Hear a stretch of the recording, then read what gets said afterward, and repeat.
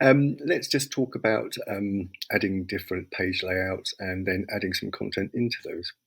So we already have a single block page layout, but I'm going to change that for a 2-column block.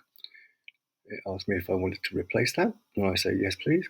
Again, for every container or block, you can have a title, paragraph, image, chatter, or blank. That applies to all container types. So you don't have to worry about choosing a text box or choosing an image holder.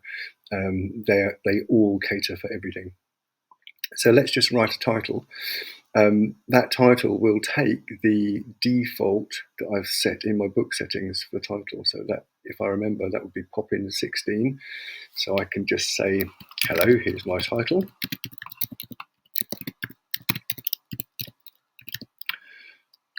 And I can carry on. If I wanted to just write a paragraph under there, I could easily change that font down to say 12 or 11 and then just write a little bit.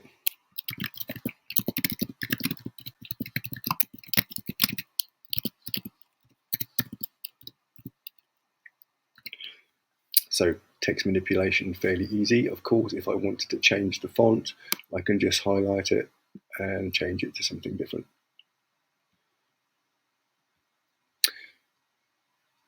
Images, which is probably the second most important. Again, if I click on image, that will take me to my image library where I can choose.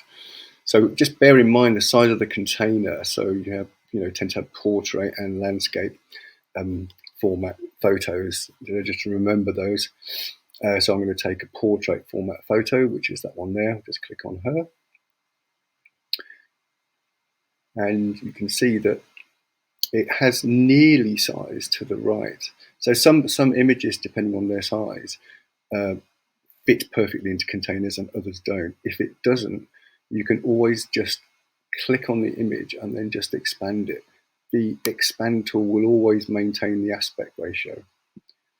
So that's a fairly simple thing to do. So that's adding text and images, and we'll cover other types in other little videos, but hopefully these basics are